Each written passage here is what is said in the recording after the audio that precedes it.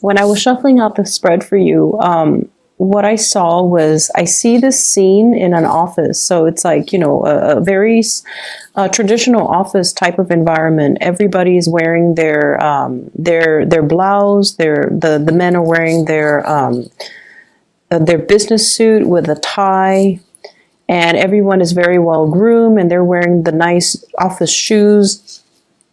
And I see this person. It looks like it doesn't look like she's an intern. I feel like she has status.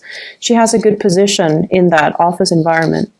She's holding a stack, like a box full of stuff. It's like, it seems like a heavy box. It's like a bin with stuff in it.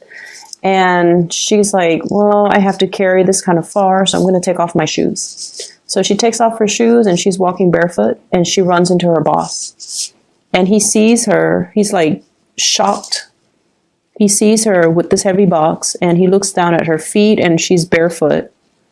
And he's probably wondering, he's probably thinking, the thought bubbles are like, what are you doing? And then I think he realizes that she's carrying this really heavy box, and she probably has a long distance to go, and the shoes are probably not comfortable. And so rather than chastising her, he helps her with the box, and he helps her move the box to wherever it is that she needs to go. So that's what I'm sensing. That's what I saw when I did when I shuffled the cards for you. So what it's telling me is you have somebody in your life that is very, very understanding of your struggles, okay? Whatever it is that you need to do, I feel almost like there is an unconventional way to do it. And I feel like you don't have to follow the norm. You don't have to follow the social expectations. You don't have to, you don't have to do what is expected of you. There is a smarter way to do things, or there is even possibly a better way to do things that might just require kind of like bucking the social mores, okay? Bucking the system, or bucking like whatever is socially acceptable. Because I feel like we fall into these traps, and people do these things, and they look a certain way, they dress a certain way, they behave a certain way. And sometimes it doesn't even make sense anymore, okay? So it's almost like following the herd when you should be creative with your own ideas, following the herd when you should be leading the herd, okay? So that's what I'm sensing for many of you. And either way, I definitely feel like you're in an environment where your superiors, because you have that supervisor, where your superiors are very, very understanding of some of the struggles that you might have gone through. They're very supportive of you. And your supervisor, or whoever your superior is, whoever it is that you report to, they're also very unconventional, okay? So, on the surface, they might look all prim and proper with their suit and tie and their nice polished shoes and their office hair, whatever that office hairstyle is. Everyone has like really nicely trimmed, nicely styled hair. On the surface, maybe the supervisor has also had to follow the norms in order to get to his or her position. But I feel like they understand that, some of these rules don't make sense. We all have to play the game. We all have to, fake it until we make it. And we help the ones that are trying to make it. So I feel like you have somebody who's really understanding, who's very supportive of your ideas. If you're trying to implement new projects that might be a little bit unconventional, you definitely have their full support. If you are seen as someone who's a little bit unconventional with the way you do things, I don't see a lot of Librans are just, eccentric. Aquarius are very eccentric. I don't feel like Libras, you guys are. If anything, I feel like you do follow these, social expectations to a T. And for whatever reason, maybe you have strong Aquarius placement in your chart. You might be a little bit more on the eccentric side. And I definitely feel either way, it doesn't matter. You have a lot of support for your groundbreaking ideas, and you have a lot of support from higher ups, okay? So going back to this spread indicates to me that there is a situation in your life and you have a second chance here to go back and fix it. And I don't see this very often. I mean, once this year, I feel like it showed up for Taurus.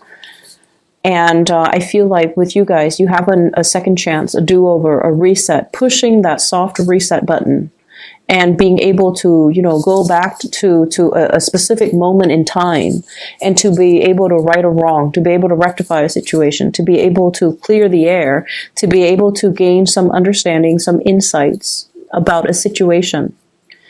I feel like there was a situation you were dealing with another person, possibly a fire sign. So this is a Sagittarius, an Aries, or a Leo.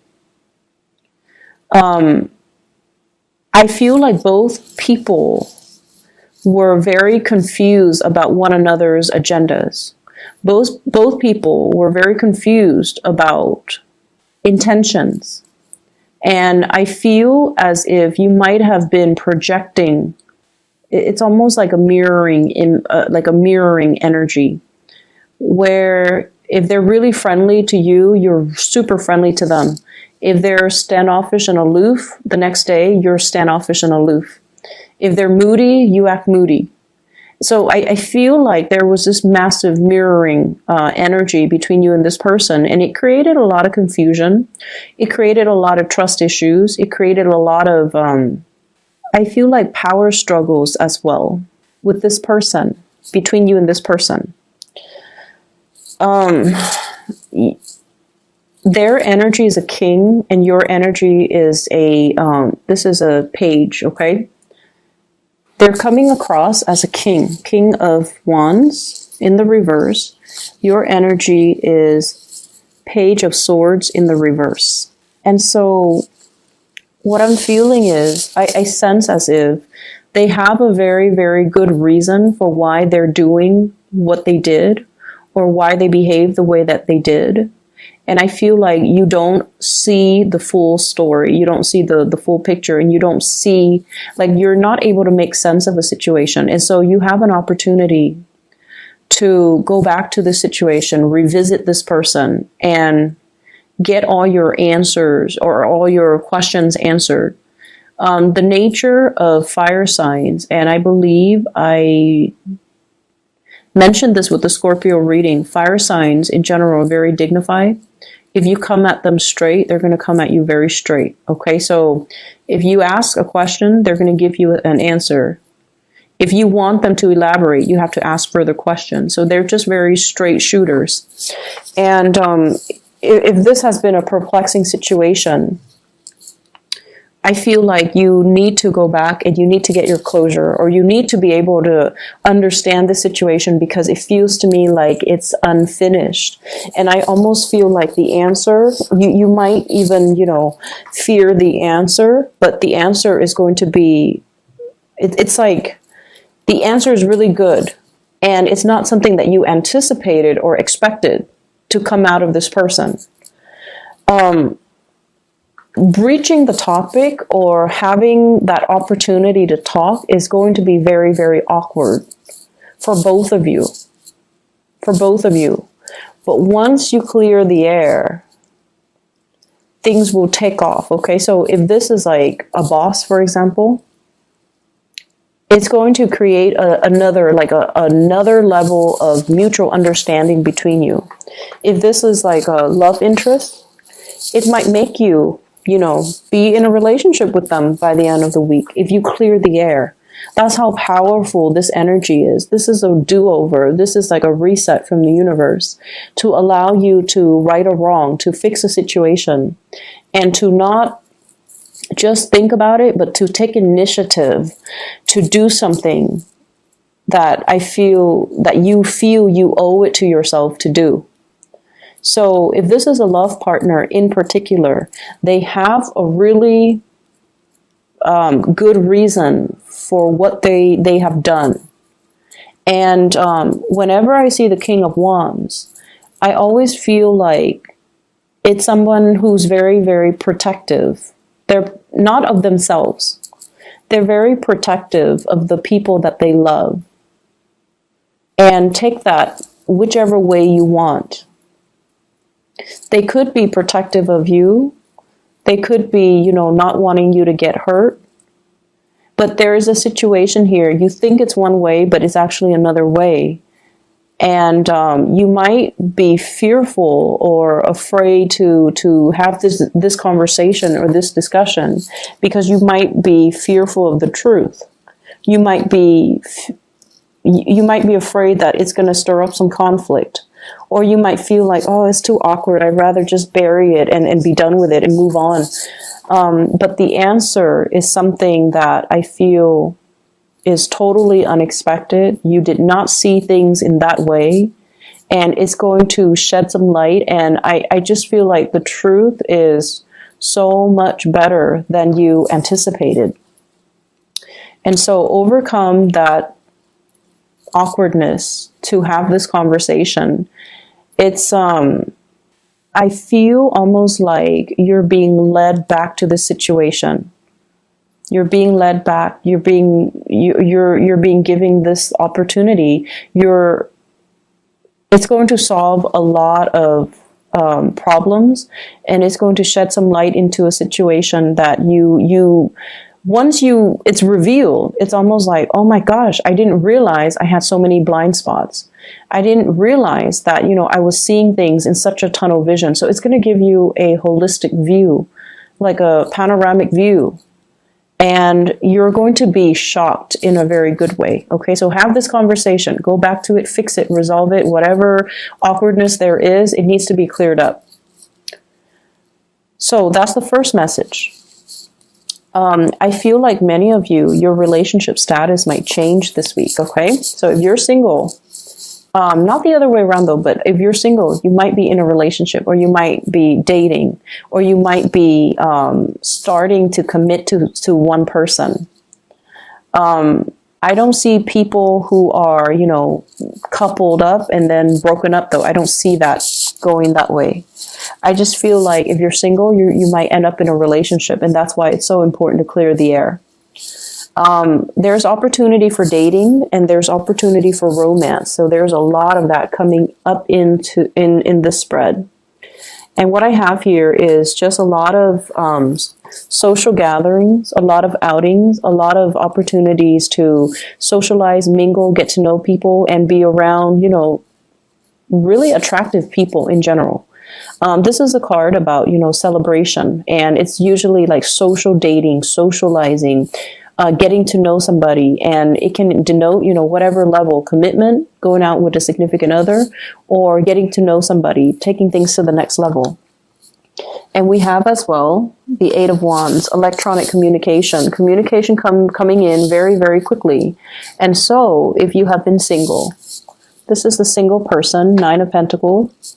They have a lot of financial abundance, but when it's in the reverse, I almost feel like the end to your single life, the end to seclusion and isolation. If life has always been about work, work, work, this is the week where you have a major breakthrough, where you're going to be able to connect to somebody and, feel almost complete, okay? Like complete, total satisfaction and happiness. If life has been kind of mundane, if you're just going through the motions, home and work, this is a card about boredom, dreaming for something bigger, dreaming for, whoever it is that you could be thinking about to come into the picture.